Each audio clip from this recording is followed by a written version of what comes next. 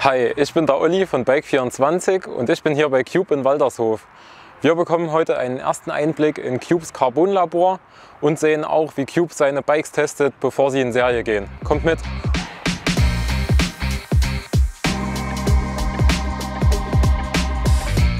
Und wir sind jetzt hier im hauseigenen Carbon-Labor und da treffe ich den Axel. Hi Olli, grüß dich. Hi. Ja, zeig uns doch mal, was ihr hier eigentlich macht. Ja, hauptsächlich machen wir hier Verfahrensentwicklung. Also wir wollen die etablierten Verfahrenstechnologien bei den Fertigungsstandorten, die sind ja meistens im großasiatischen Bereich, wollen wir durchbrechen, um wieder eine richtige Innovation auch zulassen zu können.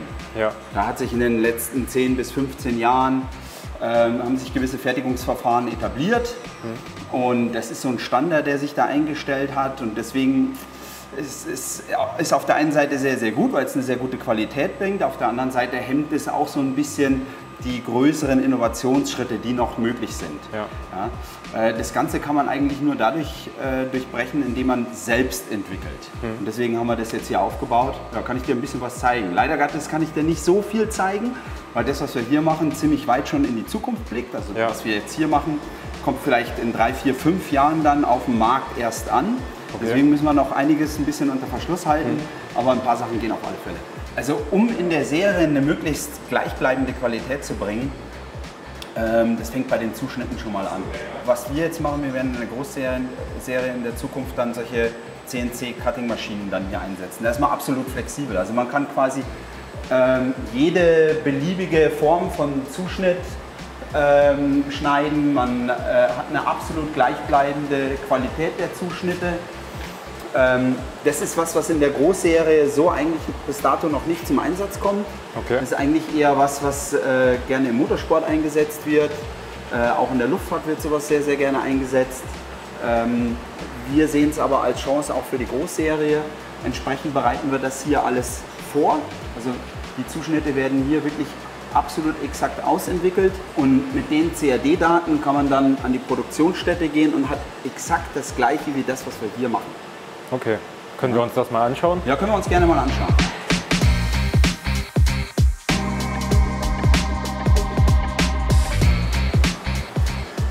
Ja, wenn wir jetzt mit dem Schneiden fertig sind, dann hast du eben diese einzelnen Stücke hier. Der Vorteil von dem System jetzt zu dem, was aktuell etabliert ist, ist das, dass die Streifen jetzt absolut exakt sind. Warum ist das so wichtig? Diese ganzen Steppings, wie die einzelnen Lagen zueinander stehen im Produkt, das ist absolut fein ausentwickelt. Ja. Ja, also je größer diese Überlappungen sind, desto mehr totes Material hast du in dem Produkt später. Okay.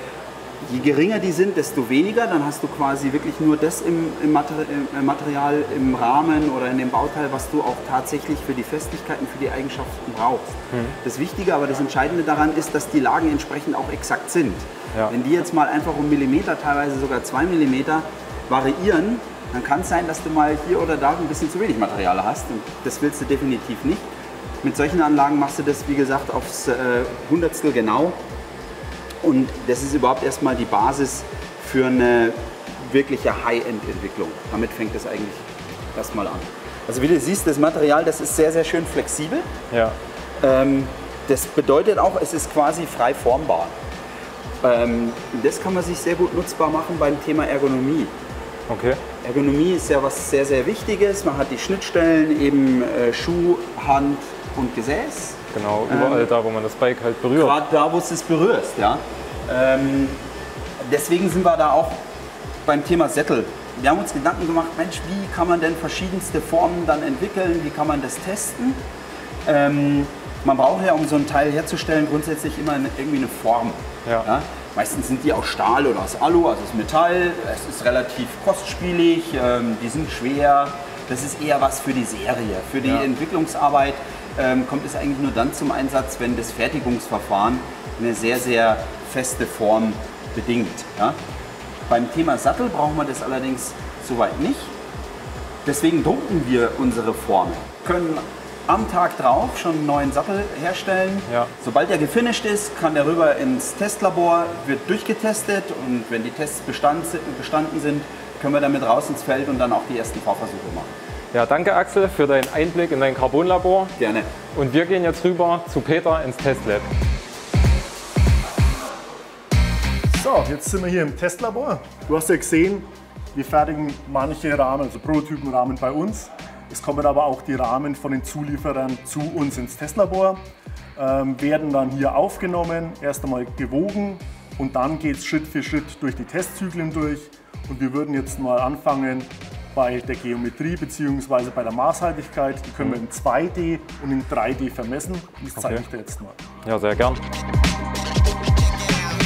Ja, um die Maßhaltigkeit zu überprüfen, haben wir zwei Möglichkeiten. Einmal 2D, Ja. ganz konventionell, eine ausgedruckte Zeichnung. Da legen wir unser Werkstück drauf und dann können wir es ganz einfach nachmessen, ob alles passt, ob alles maßhaltig ist. Hier haben wir einen Gepäckträger, aber das gleiche funktioniert auch mit einem Rahmen. Okay. Wenn wir das genauer haben wollen, haben wir auch noch eine 3D-Messmaschine, die steht hier drüben. Ja, das siehst du schon mal, da ist der Rahmen aufgespannt.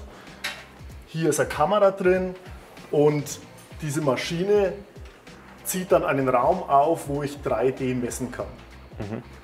Die Messungen mache ich dann hier mit diesen Tastköpfen. Das heißt, ich gehe an die entsprechende Stelle und das Messsystem nimmt es auf und zieht somit eine 3D-Punktewolke auf. Und wenn die Maße an dem Rahmen hier alle passen, was ist dann der nächste Schritt? Der nächste Schritt ist dann die Steifigkeitsprüfung. Gehen wir mal eine Station weiter.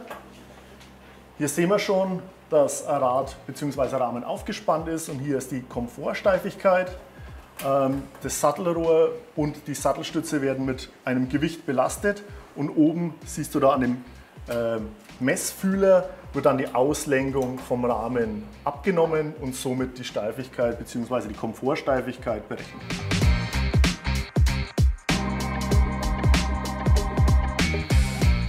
So, jetzt kommen wir zum ersten dynamischen Prüfverfahren. Das wäre der Wiegetritt.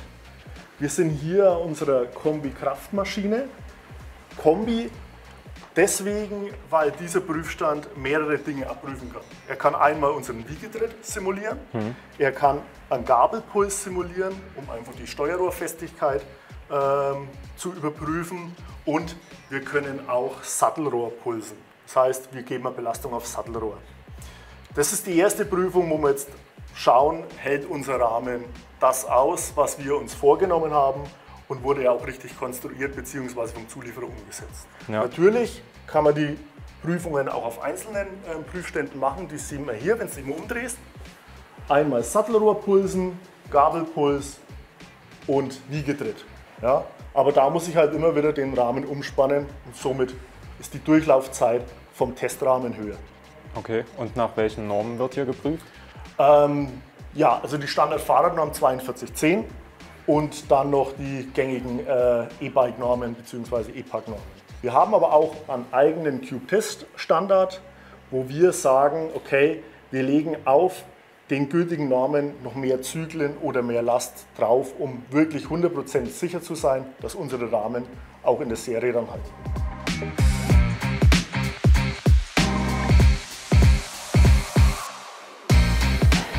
Ja, jetzt sind wir beim Trommelprüfstand. Da können wir natürlich nicht so genau drauf filmen, weil wir da einen Prototyp laufen haben.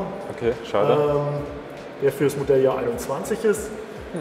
Der Trommelprüfstand, da wird das komplette Rad aufgespannt.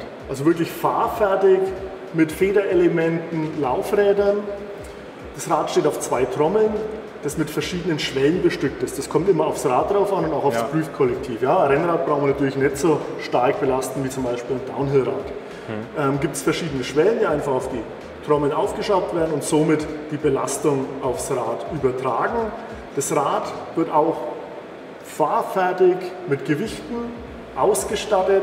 Das heißt, wir haben definiertes Gewicht am Lenker, am Tretlager und am Sattel.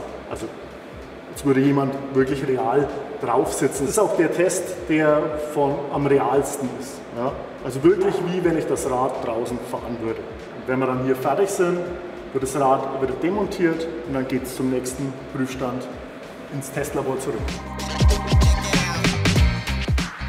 Wir kommen jetzt zum letzten Test in unserem Prüfzyklus, das ist der Frontalstoß. Bei diesem Test nehmen wir wirklich im Kauf, dass der Rahmen sich verformt oder bricht. Deswegen ist es auch der finale Test. Wir haben hier den Rahmen schon mal eingespannt. Vorne siehst du den Gabeldummy. Ja. Und jetzt wird vorne eine Kraft, beziehungsweise wir starten bei 40 Joule, eingeleitet und ein Frontalstoß direkt auf den Gabeldummy gegeben. Das ist alles ISO 4210. Aber durch unseren CTS, durch unseren Cube Testing Standard gehen wir natürlich da auch höher rein.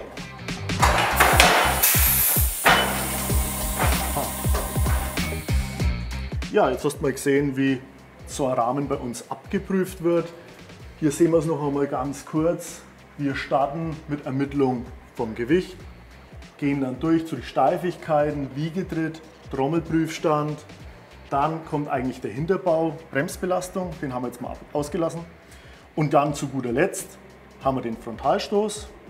Wenn jetzt alle Prüfungen durch sind und bestanden wurden, können wir als Testlabor zu unseren Ingenieuren sagen, hey, der passt, hast du gute Arbeit gemacht, guter Rahmen, können wir so für die Serie freigeben. Ja, danke Peter für die vielen interessanten Einblicke. Sehr gerne. Und ihr habt heute gesehen, wie Cube in seinem Carbon-Labor und in seinem Testlab die geilsten Räder für euch baut. Und wenn ihr noch Fragen habt, dann schreibt einfach in die Kommentare. Und ansonsten bis zum nächsten Mal. Ciao. Servus.